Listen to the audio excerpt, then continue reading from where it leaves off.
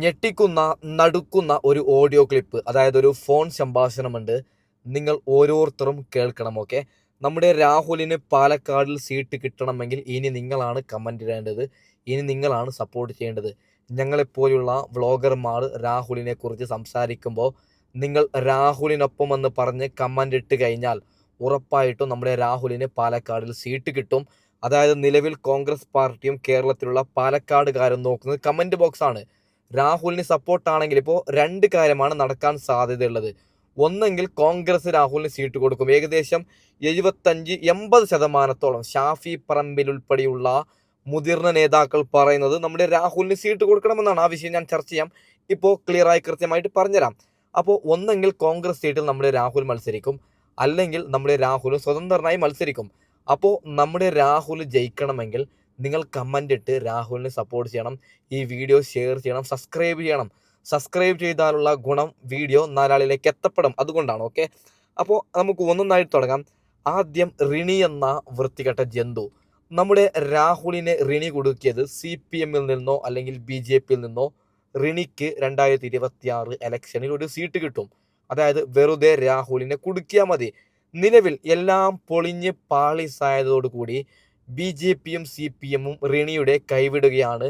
റിണിയോട് പറയുകയാണ്, പോയി പണി നോക്ക്, നിന്റെ സ്ക്രിപ്റ്റ് എല്ലാം ജനങ്ങൾ അറിഞ്ഞു, രാഹുൽ തെറ്റുകാരനല്ല എന്ന് ജനങ്ങൾ അറിഞ്ഞു, എന്ത് സ്ക്രിപ്റ്റാണ് നിന്റെ എന്ന് പറഞ്ഞിട്ട് റിണിയെ നൈസായിട്ട് ഒഴിവാക്കുകയാണ്.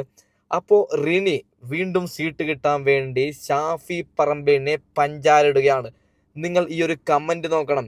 അതായത് നമ്മുടെ ഷാഫി പറമ്പിലിൻ്റെ ബർത്ത്ഡേ ദിവസം ലവ് യു ഷാഫി എന്നൊക്കെ പറഞ്ഞിട്ട് ഈ പറയുന്ന റിണി ഒരു സ്റ്റോറി ഇടുകയാണ്. ഒരു സ്റ്റോറി ഞാൻ വായിച്ചു തരാം. ഓക്കെ, ജസ്റ്റ് ഒന്ന് വെയിറ്റ് ചെയ്യണേ. ഒരു സ്റ്റോറി: പ്രിയപ്പെട്ട ഷാഫിക്ക് ജന്മദിനാശംസകൾ. നിങ്ങൾക്ക് ഭാവിയിൽ വിജയവും സന്തോഷവും സ്നേഹവും നേരുന്നു. പ്രിയ നേതാവിന് ആശംസകൾ. പങ്കുവച്ച് നടി റിണി ആൻഡ് ജോർജ്. ആദ്യം ഏതു സിനിമയിലാണ് റിണി അഭിനയിച്ചത്? ഇവൾ തന്നെ എഴുതിയതാണ് എന്ന് നടിയെന്ന്. സത്യം പറഞ്ഞാൽ ഏത് സിനിമയിലാണ് എൻ്റെ നടി നീ നടിയായത്? ഇവളെ ഞാൻ അറിഞ്ഞത് രാഹുലിനെതിരെ ഇവൾ കള്ളക്കേസ്, അതായത് കള്ളാരോപണം പറഞ്ഞപ്പോഴാണ്. ഓക്കെ, അപ്പോൾ ഇതേ റിണി 2 മാസം മുമ്പ് രാഹുലിനെതിരെ ഇല്ലാത്ത ഒരു ആരോപണം പറഞ്ഞപ്പോൾ ഇതേ ഷാഫിയെ പറഞ്ഞതാണ്, ഷാഫിക്കറിയും രാഹുൽ കോരിയാണെന്ന്, ഷാഫിയും രാഹുലും ഒരുമിച്ചാണ് ഇങ്ങനെയുള്ള വൃത്തികെട്ട കളി കളിച്ചത് എന്നാണ് റിണി അന്ന് പറഞ്ഞത്. അതേ റിണി ഇന്ന് ഷാഫി പൊക്കുകയാണ്. അതായത് ഷാഫിയെ നിങ്ങൾ മറ്റേ ജന്മദിനാശംസകൾ, നിങ്ങൾക്ക് ഭാവിയിൽ വിജയമുണ്ടാവും എന്നൊക്കെ പറഞ്ഞിട്ട്. നാണമുണ്ടോ റിണി? ഇത്തിരിയെങ്കിലും ഉളുപ്പുണ്ടോ റിണി? ഷാഫിക്ക് ഭാവിയിൽ വിജയമൊന്നും വേണ്ട, ഷാഫിക്ക് ഓൾറെഡി വിജയമാണ്. അതായത് ഇവറ്റകൾക്ക് സീറ്റ് വേണം, അതിനുവേണ്ടി ഇപ്പോൾ ഷാഫിയെ പഞ്ചാരടിക്കുകയാണ്. ഷാഫി പറമ്പിൽ അതിന് മൈൻഡ് പോലും ചെയ്തിട്ടില്ല, ഒരു ലൈക്ക് പോലും. അതായത് റിണി അങ്ങനെ ഒരു കമൻ്റ് ഇട്ട് ഷാഫി പറമ്പിൽ എല്ലാ കമൻറ്റിനും, ഏകദേശം എല്ലാ കമൻറ്റിനും ഷാഫി പറമ്പിൽ ലൈക്ക് ചെയ്തിട്ടുണ്ട്. ഓക്കെ, ഈ കമൻറ്റിന് ഷാഫി മൈൻഡ് പോലും ചെയ്തിട്ടില്ല. ഇവളുടെ കമൻറ്റിനും ഇവളുടെ പോസ്റ്റിനും ഒരു റീപ്ലൈ പോലും നമ്മുടെ ഷാഫി കൊടുത്തിട്ടില്ല. അവൾ സീറ്റിന് വേണ്ടിയാണ് അങ്ങനെ ചെയ്തത് എന്ന്. അവൾക്കത് റിണി എന്ന വിഷയത്തിന് പാലക്കാടിലാണ് സീറ്റ് വേണ്ടത്. ആ കാര്യം നിങ്ങൾക്കറിയോ? വേറെ എവിടെയുമല്ല, പാലക്കാടിൽ സീറ്റ് വേണത്രേ. അതായത് ഈ പറയുന്ന റിണി നിലവിൽ പറയുന്നത്, പീഡന വീരനല്ലേ രാഹുല്, പീഡിപ്പിച്ചവനല്ലേ രാഹുല്, അപ്പോൾ ഞാനൊരു അതിജീവിതയല്ലേ, എന്നെയും ആക്രമിക്കാൻ വന്നില്ലേ, എനിക്കും മോശമായിട്ട് മെസ്സേജ് അയച്ചില്ലേ, അപ്പോൾ ഒരു അതിജീവിത എന്നതിൽ ഞാൻ വോട്ട് നിന്നാൽ ഞാൻ ജയിക്കും. കോൺഗ്രസിലായാലും BJP-യിലായാലും CPM, ഞാനൊരു അതിജീവിതയല്ലേ, എന്നെ പീഡിപ്പിക്കാൻ ശ്രമിച്ചിനല്ലോ, പീഡിപ്പിക്കാൻ വേണ്ടി രാഹുൽ മെസ്സേജ് അയച്ചിനല്ലോ എന്ന് പച്ചക്കളവ് ഈ വൃത്തികെട്ട ജന്തു പറയുകയാണ്. പക്ഷെ എല്ലാം പൊളിഞ്ഞ് പാളിസാവുകയാണ്. ഓക്കെ, അപ്പോൾ നമ്മുടെ ആ ഒരു ഓഡിയോ ക്ലിപ്പ് ഫോൺ സംഭാഷണം ഞാൻ വെച്ച് തരാം. അതിനു മുമ്പ് ഒരു ചർച്ചയും കൂടി നടക്കുകയാണ്. ഓക്കെ, നമുക്ക് രാഹുൽ മാങ്കൂട്ടത്തിൻ്റെ ഓഫീസിൽ നിന്ന് കിട്ടിയ വിവരമാണ്. അതായത് ഷാഫി പറമ്പിൽ നമ്മുടെ രാഹുലിന് വേണ്ടി നിരന്തരം ഇടപെടുന്നു. പാലക്കാടിൽ നമ്മുടെ രാഹുലിന് സീറ്റ് കൊടുക്കാൻ വേണ്ടി കോൺഗ്രസിൻ്റെ മുതിർന്ന VD സതീശൻ അടങ്ങുന്ന മുതിർന്ന എല്ലാ നേതാക്കളോടും ഷാഫി പറമ്പിൽ പറയുകയാണ്. അതായത് ഈ പറയുന്ന പാലക്കാടിൽ വേറെ ഒരു സ്ഥാനാർത്ഥികളെ നിങ്ങൾ അവിടെ നിർത്തി കഴിഞ്ഞാൽ എനിക്കവിടെ പ്രവർത്തിക്കാൻ സാധിക്കൂല, ഞാൻ പ്രവർത്തനത്തിന് ഇറങ്ങൂല എന്നാണ് ഷാഫി പറമ്പിൽ പറഞ്ഞത്. ഓക്കെ, അതായത് നമുക്കെല്ലാവർക്കും അറിയാം, ഒന്നെങ്കിൽ പാലക്കാടിൽ, അതായത് ഒന്നെങ്കിൽ ഷാഫി അല്ലെങ്കിൽ രാഹുലാണ്. വേറൊരു സ്ഥാനാർത്ഥി പാലക്കാട് നിങ്ങൾ ആരും ചിന്തിക്കുന്നുണ്ടോ?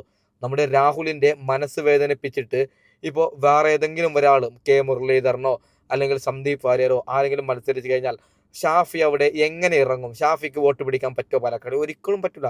കാരണം ഷാഫിയുടെ ചങ്കാണ് രാഹുൽ. ആ രാഹുലിനെതിരെ കള്ളക്കേസ് വന്നപ്പോൾ കോൺഗ്രസ് പാർട്ടിയിൽ നിന്ന് പുറത്താക്കിയില്ലേ? അപ്പോൾ നമ്മുടെ ഷാഫി പറമ്പിൽ പറയുന്നത് രാഹുലിനെതിരെ വന്ന 3 കേസും ഇല്ലാത്തതാണ്. രാഹുലിനെതിരെ വന്ന 3 കേസും കള്ളക്കേസെന്ന് തെളിഞ്ഞല്ലോ VD സതീശ. ഇനി നമ്മൾ എന്തുകൊണ്ട് പേടിക്കണം? രാഹുലിന് നമ്മൾ അംഗത്വം കൊടുക്കണം. അതിനുശേഷം രാഹുലിനെ കോൺഗ്രസ് സീറ്റിൽ മത്സരിപ്പിക്കണമെന്നാണ് പാവം നമ്മുടെ ഷാഫി പറമ്പിൽ പറഞ്ഞത്. ഏകദേശം ഷാഫി ഇടപെട്ടത് കൊണ്ട് ഒരു പക്ഷേ സീറ്റ് കിട്ടാനുള്ള സാധ്യതയുണ്ട്. അതായത് നമ്മുടെ ശശി തരൂരും പിന്നീട് മുമ്പ് KPCC പ്രസിഡന്റ് ആയിരുന്ന കെ സുധാകരൻ, ഇവരെ 2 പേരെയും രാഹുലിനെ ഇഷ്ടപ്പെടുന്നവർ ഒരിക്കലും മറക്കണ്ട. അതായത് സുധാകരൻ എന്ന് പറയുന്ന അദ്ദേഹം നേതാവാണ്. അദ്ദേഹം പറഞ്ഞൊരു കാര്യമുണ്ട്, ഒരു പോയിന്റ് ഉണ്ട്. രാഹുൽ തെറ്റ് ചെയ്യട്ടെ ചെയ്യാതിരിക്കട്ടെ, അദ്ദേഹം ഒരു യുവാവാണ്. ഒരു യുവാവിന് എന്തുകൊണ്ടാണ് നമ്മൾ അങ്ങനെ ചെയ്യുന്നത്? ഒരു യുവാവല്ലേ അദ്ദേഹം? യുവാക്കൾക്ക് സംഭവിക്കുന്നതാണ്. വിവാഹം കഴിഞ്ഞ പെണ്ണ് വീട്ടിൽ ഭർത്താവ് ആ സമയത്ത് വാടാ രാഹുലെ എന്ന് വിളിച്ചാൽ ആരായാലും പോവും. ഇങ്ങനെ രാഹുൽ പോയി എന്നല്ല പറയുന്നത്. രാഹുലിനെ വന്ന എല്ലാ കേസും കള്ളക്കേസാണ്. സുധാകരൻ പറഞ്ഞ പോയിന്റാണ്. അതായത് ഒരു പക്ഷേ രാഹുലിനെ അങ്ങനെ വിളിച്ചാലും പോയെങ്കിലും അദ്ദേഹം ഒരു യുവാവല്ലേ, അദ്ദേഹം എല്ലാവരും ചെയ്യുന്നൊരു തെറ്റല്ലേ ചെയ്തിട്ടുള്ളൂ, പിന്നെ നമ്മൾ എന്തിനു പുറത്താക്കണം? അങ്ങനെയാണ് സുധാകരൻ പറഞ്ഞത്. അതിനുശേഷം ശശി തരൂർ പറയുന്നത് എത്രയും പെട്ടെന്ന് നമ്മുടെ രാഹുലിനെ പാർട്ടിയിൽ എത്തിക്കണം എന്നാണ്. പക്ഷേ മുരളീധരൻ പറയുകയാണ്, രാഹുലിനെ പാർട്ടിയിൽ എത്തിച്ചാൽ ഞാൻ തന്നെ ഇറങ്ങില്ല, ഞാൻ രാജിവെക്കും, കോൺഗ്രസ് നിൽക്കൂല. അങ്ങനെയൊക്കെയാണ്. മുരളീധരൻ മാത്രമാണ് നിലവിൽ ഏറ്റവും കൂടുതൽ എതിർപ്പുള്ളത്. VD സതീശൻ, രമേശ് ചെന്നിത്തല എന്ന് പറയുന്നത് മുതിർന്നൊരു നേതാവാണ്. നമുക്കെല്ലാവർക്കും കോൺഗ്രസിന്റെ മെയിനായിട്ടുള്ള ഒരു നേതാവാണ്. ആ കോൺഗ്രസിന്റെ നേതാവായ നമ്മുടെ രമേശ് ചെന്നിത്തല പറയുന്നത്, അദ്ദേഹം സ്ട്രെയിറ്റ് ആയിട്ടുള്ള ഒരു മനുഷ്യനാണ്. അദ്ദേഹം പറഞ്ഞത് രാഹുൽ മറ്റേ കേസൊന്നുമില്ല, രാഹുൽ ഒന്നും ചെയ്തിട്ടില്ല എന്ന് കോടതി പറയുന്നു, അന്ന് അംഗത്വം കൊടുത്താൽ മതി എന്നാണ് പറയുന്നത്. നടക്കുന്ന കേസല്ല. ഞാൻ രമേശ് ചെന്നിത്തലയെ വിമർശിക്കുന്നില്ല, അദ്ദേഹം മുതിർന്ന ഒരു നേതാവായതുകൊണ്ടൊക്കെ. അപ്പോൾ VD സതീശൻ 8ന്റെ പണിയും കൂടി കിട്ടാൻ പോവുകയാണ്. VD സതീശനാണ് ഇതിന്റെ പിന്നിൽ നിന്നാണ് കുറെ പേര് പറയുന്നത്. അപ്പോൾ ഞെട്ടിക്കുന്ന ഒരു ഫോൺ സംഭാഷണം നിങ്ങളൊന്ന് കേൾക്കണം. ഓക്കെ, നമുക്ക് ഈ വിഷയത്തെ ഇങ്ങനെ പെരുപ്പിച്ച് ഈ പാർട്ടിയെ തന്നെ ഇല്ലാതാക്കുന്ന ഒരു സാഹചര്യമാണ് സൃഷ്ടിക്കുന്നത് ഓരോ ദിവസവും. രാഹുൽ മാങ്കൂട്ടം ഒരു തെറ്റ് ചെയ്തു, അല്ലെങ്കിൽ അത് എത്രയോ വർഷങ്ങൾക്ക് മുമ്പ്, ഇപ്പൊ 2-3 വർഷം ആയില്ലേ ആ കാര്യം. അപ്പൊ ഇപ്പൊ ഇങ്ങനെ അത് തട്ടിപ്പൊക്കിക്കൊണ്ട് വരുന്നത്, അപ്പൊ അത് അന്ന് സംഭവിച്ചത് അത് സാധാരണ, അതായത് ആസ് യൂഷ്വൽ വിൽ ഹാപ്പൻസ്, അങ്ങനെയല്ലേ അത് സാധാരണ സംഭവിക്കാവുന്ന ഒരു കാര്യത്തിന് രാഷ്ട്രീയത്തില് ഇടപെടുത്തി.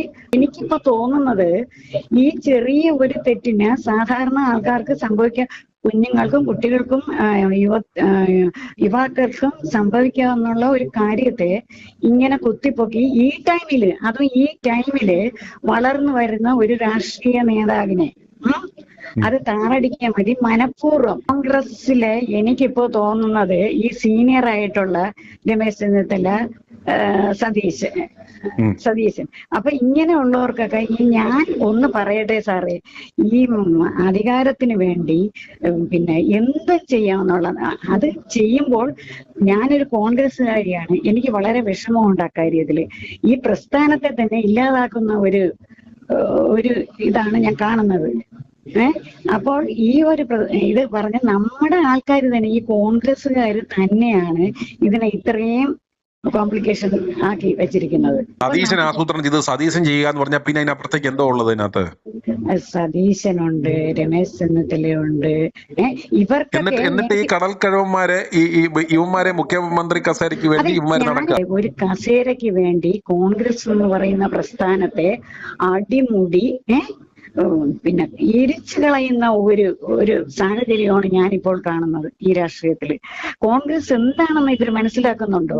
ഇവരൊക്കെ എന്തിനാ ഈ പാർട്ടിക്ക് വേണ്ടി, ഒരു കസേരയ്ക്ക് വേണ്ടി? ഇതിന്റെ രാഹുൽ കേസ് നമുക്ക് എന്തായാലും വൈൻഡ് അപ്പ് ചെയ്യണം. ഇനി ഇലക്ഷന് വരാണ്ട്, ഇലക്ഷന് സംസാരിക്കണം. അതുകൊണ്ട് ഇതിനെക്കുറിച്ച് 3 പോയിന്റ് ഞാൻ പറയാം.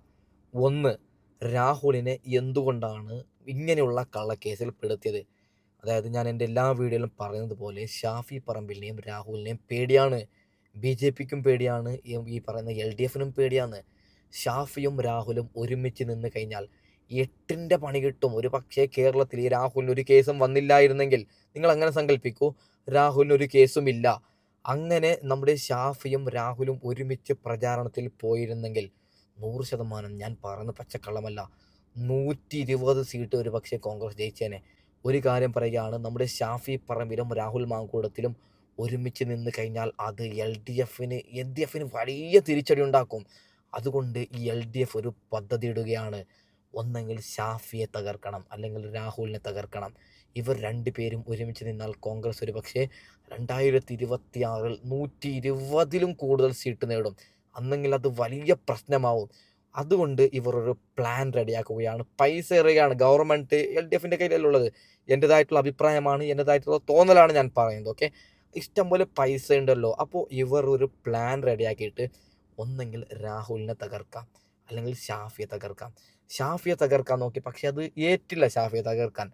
അതിനുശേഷം ഇവറ്റകൾ നമ്മുടെ രാഹുലിനെ, റിണിയെ കളത്തിലിറക്കിക്കൊണ്ട്, റിണി നല്ലൊരു കോൺഗ്രസ്സുകാരിയായിരുന്നു, ഇഷ്ടം പോലെ പൈസ കിട്ടിയിട്ട് പൈസ കൊടുത്ത് റിണിയോട് പറയുകയാണ്, റിണിയെ നീ രാഹുലിനെതിരെ ഒരു ആരോപണം പറയണം, മോശമായിട്ട് മെസ്സേജ് അയച്ചു എന്ന് പറയണം.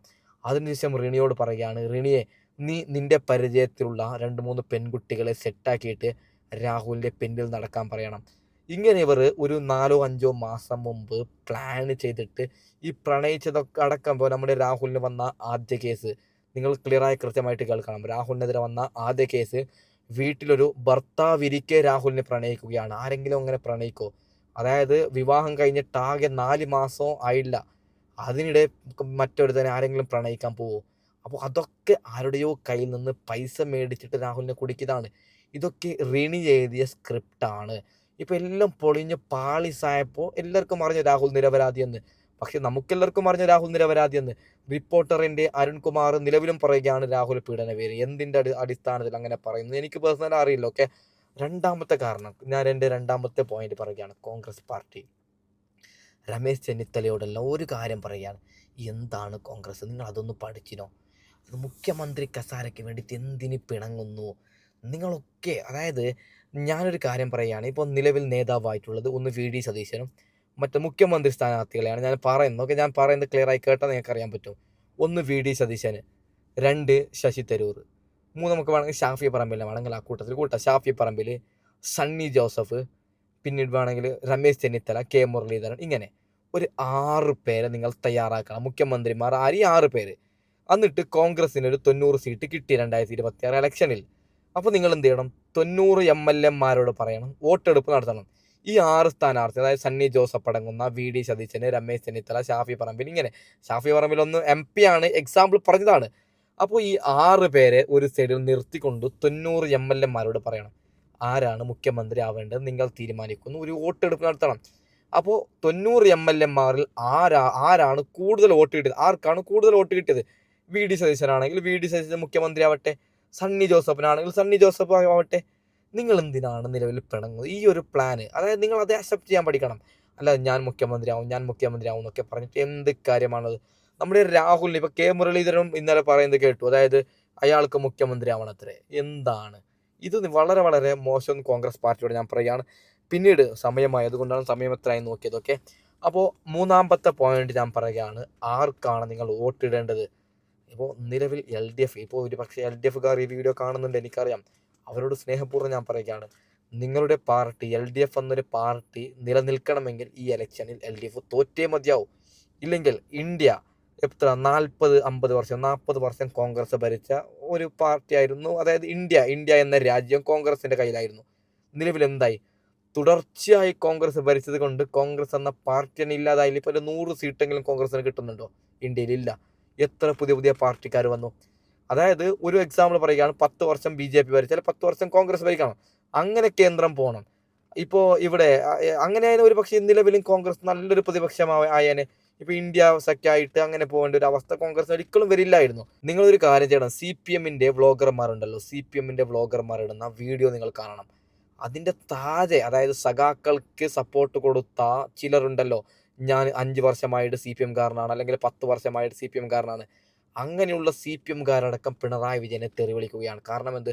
അത് ചിലർക്ക് ജീവിക്കാൻ പറ്റാത്തൊരവസ്ഥയാണ്. അതായത് ഭരണവികാര വിരുദ്ധതയുണ്ട്. അതുകൊണ്ടാണ് ഞാൻ പറയുന്നത്, ഇത്തവണ LDF മാറിയില്ലെങ്കിൽ അത് LDF പാർട്ടിക്കും പ്രശ്നമാണ്, കേരളത്തിനും പ്രശ്നമാണ്. ഓക്കെ, പിന്നീട് ഇപ്പോൾ കോൺഗ്രസ് ആണെങ്കിൽ, ഇപ്പോൾ കോൺഗ്രസ് 15 വർഷം തുടർച്ചയായി കോൺഗ്രസ് ഭരിച്ചാൽ അതും പ്രശ്നം തന്നെയാണ്.